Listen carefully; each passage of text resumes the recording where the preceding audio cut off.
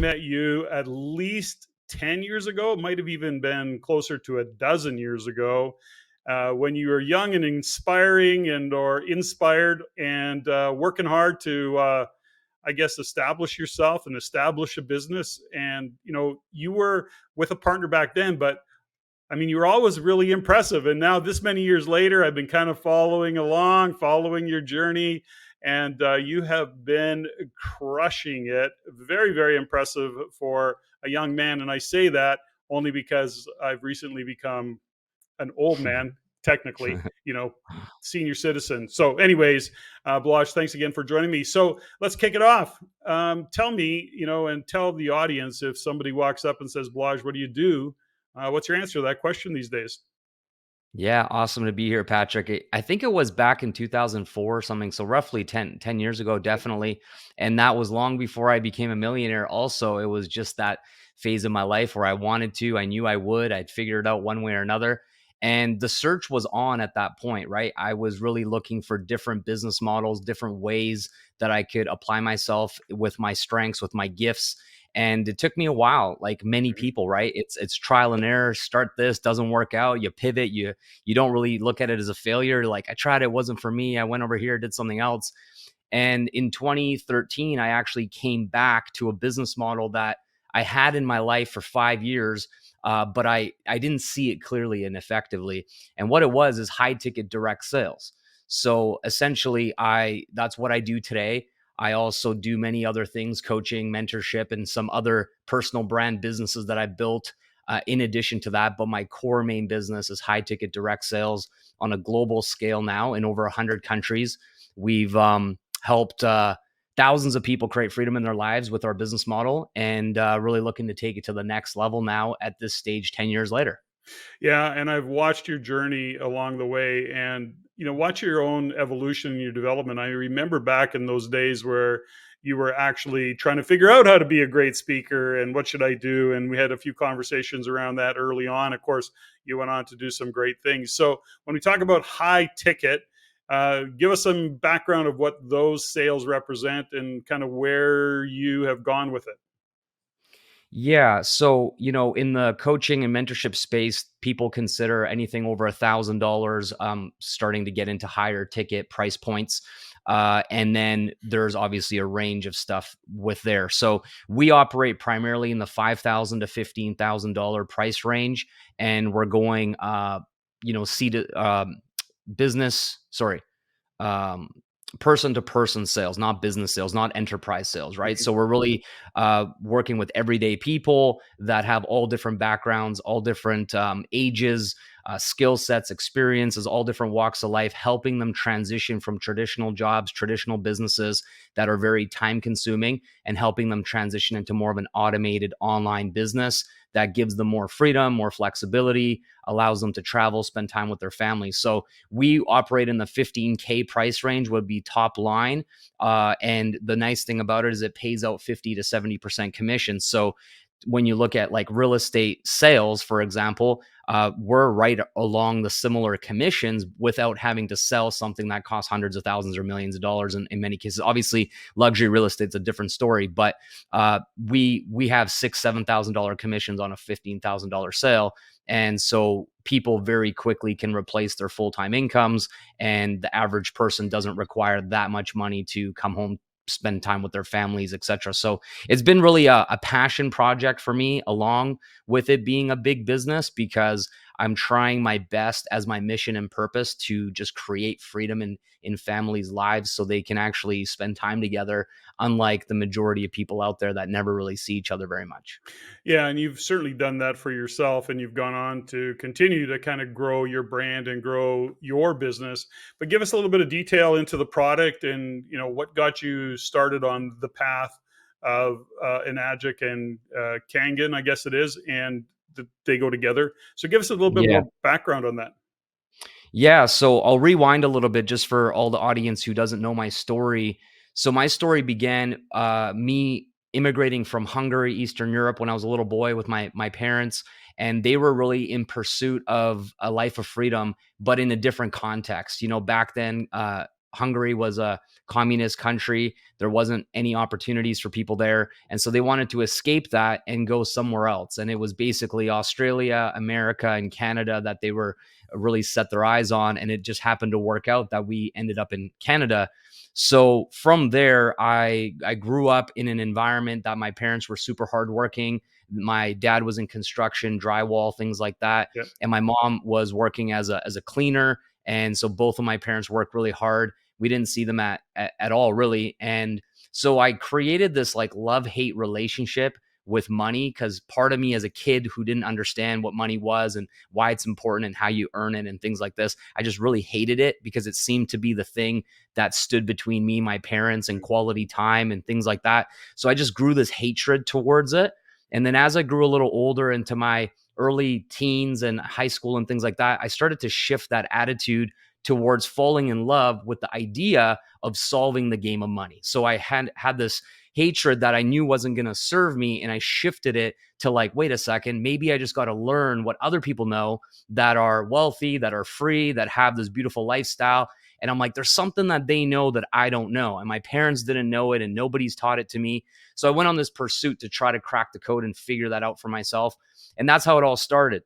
So there's two underlying stories. So there's the story of lack of time, lack of money, my family growing up in a divorced household. And then underlying with that, I also had health problems ever since I was about 5 years old. I suffered with stomach related digestion issues. And so my parents were always trying to figure out like what was wrong with me.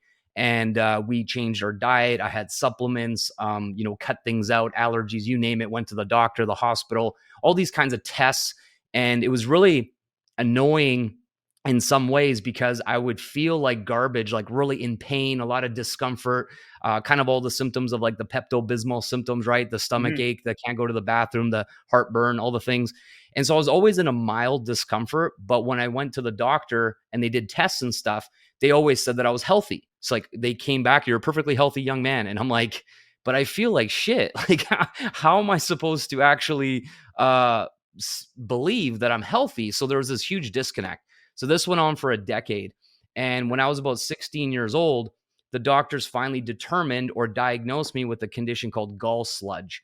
And gall sludge is similar to gallstones, except it's like hundreds of little tiny sandy particles in the gallbladder as opposed to a couple bigger stones. Oh. And they said that if you don't remove your gallbladder, every time one of these particles escapes through the bile duct, it gets stuck. And that's what was causing me this excruciating pain for up to a week. And then it would pass. I would feel like it never happened. It would be really strange. Like, what? Like the pain would just disappear. And then I'd be back to normal life for a few months. And then boom, again, out for a week. And it was just really not a good way to live. My mom was watching this going like, my son is suffering, man. I got to figure something out. And I'm so grateful for her, right? Her unconditional love, never gave up on me, never said, you know what, son, it is what it is for you. You just have the stomach issue. She just kept fighting, kept searching, kept learning. And that's how this water actually came into my life, was my mom's pursuit of finding an answer. My gallbladder got removed. My symptoms got worse. We tried everything the doctors recommended. And then in 2008, my mom came across some books that she was doing some self-educating around holistic nutrition, alternative medicine, really trying to understand, like, is there another better way than the traditional medical system in North America, treating symptoms and prescribing medication and those kinds of things. She's like, there's got to be a different way. And she starts reading these books, and it just kind of hit her in the face of, they started talking about water. And at that moment, she realized that for 10 years, all this stuff that we had gone through with the doctors and the hospitals and all the things, they never asked us about our water. They never said, hey, how much water do you drink? What kind of water do you drink? It was never brought up. So it was kind of strange. And then as she's reading these books, they're talking about, well, 70% of your health, 70% of your body is made up of water. So the type of water and the quantity of water matters to your overall health and wellness, vitality, energy, ability to detoxify your cells. All these things are connected. And we were sitting there just beating our head against the wall for the 30% of our health, and it wasn't helping. So as we discovered this idea around water, my mom started doing some research, and discovered this company from Japan. It was 35 years old back then. It's about to celebrate its 49th anniversary actually next week in Las Vegas. So it was a 35-year-old established Japanese company, premium brand, hand built technology, and it had all the patents, it had all the certifications. Like, it was a really reputable, straight company, and it was really weird because we're like, how have we never heard about it? 35 years is a long time for someone to tell us about it, and nobody had. So we were broke as a joke, as I mentioned earlier. And so the idea of investing in a bit of a higher ticket product, which this is, was out of the question. Yeah. And so we found someone on Google. He ended up letting us know, hey, you can try the water for free from his machine in his home. We didn't even know this man. He was a complete stranger. And my mom said, free? Well, that's all we can afford. So we'd love to try it for free, right? So that's how it all started. And she brought it home. I was a huge skeptic. I was really in a dark place in my life. At this point, I was starting to really lose hope. I maybe had 1% of hope left after 10 years of trial and error. Nothing was working. So I was a pretty cynical, negative guy at this stage of my life. I kind of told my mom, leave me alone. Water, yeah, right. Like, there's no way water is going to help me. And she's like, please just try it. I have a really good feeling about it. So I was like, fine, I don't want to upset my mother. So I drank it for 2 weeks, and all of a sudden my symptoms were gone. And I was still skeptical. I thought it was placebo. I didn't want to believe it at first. And it wasn't until a month after I drank it for a month straight, I went away for a weekend with some friends for 3 nights. And I never would have ever thought to travel with my special water. It's like, who cares? I'll go get bottled water somewhere at the airport or whatever. And all my symptoms came back that weekend. Wow. And that was the first big aha, like, wait a second, the water might actually be doing something. And then I tried it again like 6 months down the track, didn't have it again for a few days. And that's how it all happened. So that's been 15 years ago now that I've found this product. And I'll stop there, but we can get into sort of what happened next after. Well, I'd love to get into what's next, but I want to unpack a couple of things. There's so much in that whole conversation, not the least of which is, I just had a guest on out of the US, guy by the name of Daniel Gomez, who talked about relationship to money. And, Hmm. he's quite a world renowned speaker, but he talks about people's relationships and relationship with money based on, belief systems and how we're raised, and that, that I guess they would use the analogy of the thermostat. We hit that certain thermostat, the temperature hits there and it clicks off. And the next thing you Hmm. know, you're down and you're running that up and down movement, but you never really get past that temperature that you're comfortable with when it comes to money. All about the relationship of money, which now I want to unpack it just a little bit, Balazs, because, at that point in your life, you're young, you have a realization that your relationship to money didn't really make sense for you. You saw the negative side of things, and then you shifted. Was there a fork in the road moment that kind of drew you to say, "Hold it, I got to snap the hell out of it. I need to get into this money game or figure this out"? Or was it just kind of it just grew on you and you had a realization? So was there a fork in the road, or was it just a realization that you had one day in the shower kind of thing? Yeah, it was a sequence of events that took place over years when I was at that younger teenager level. And I realized, like, at first I thought it had something to do with like looks. Okay. So I was like, man, I think all wealthy people must be good looking or something like that. I'm like, I don't really know if I qualify. So I was kind of looking for the external for a while. And I thought it was celebrities and movie stars and athletes and all these kinds of things that really required that. But then I started seeing people that just kind of looked very normal, but they still looked well off, Mm. putting their golf clubs in the trunk of their car on a Tuesday, going golfing. I'm going like, how the heck are you going golfing, man? Isn't everyone at work? So all these things started to just kind of break my paradigm around life itself, and I started going, that's not adding up. That's not what makes sense to me. And so I started questioning things, and I've always had I guess this skill or this character trait of curiosity. And I Mm. think that's one of the keys to success. It's the keys to changing your life, is being curious and open-minded to, like, well, why is it like that? Why is that person's life this way? And so I started asking tons of questions like that. First, internally in my mind, I didn't really ask anyone directly. Um, and so that went on for a little bit.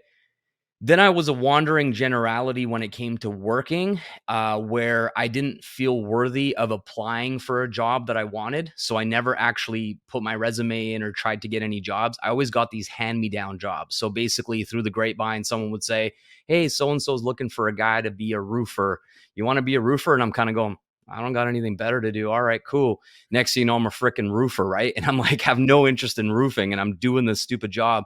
And then that got old. I got fired, whatever, just didn't work out. And then someone else is like, hey, this baker is hiring this night shift baker. I'm like, next, you know, I'm baking a graveyard. So all these things were kind of like, and then I had this moment. I'm like, my life is literally going to keep going this way where people just kind of give me their hand me down BS jobs and I'm just going to keep accepting them. I'm like, nah, this isn't making much sense. So, a series of events around my teens to early 20s. I got fired from 12 jobs by the age of 25.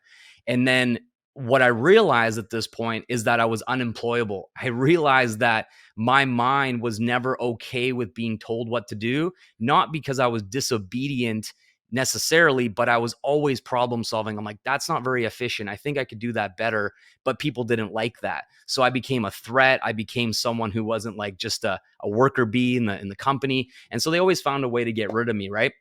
And so there's all these series of events that sort of led to this moment of me realizing I should be my own boss in something, but I had no context of what does that mean? How do you even start a business? How do you even work for yourself? It was just this complete disconnect. And then so I didn't even mention this, but my father had passed away from cancer at the age of 21. I was 21 years old and he was 54.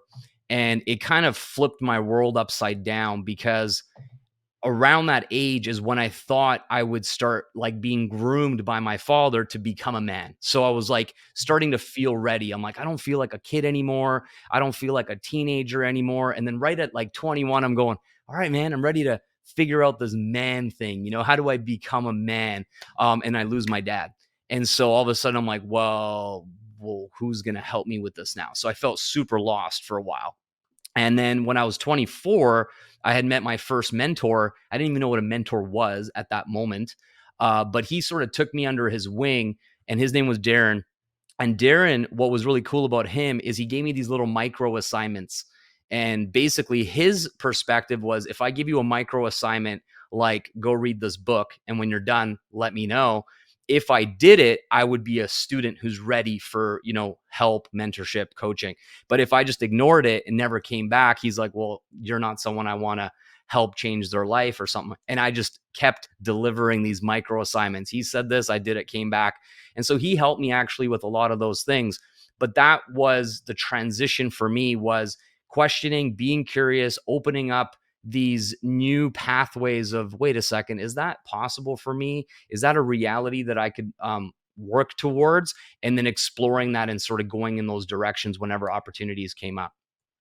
You know, you make a really good point that I just want to shine a light on, because as coaches, your coach, I've coached, we do this a lot. You've been coached, as have I. I continue to hire coaches, by the way.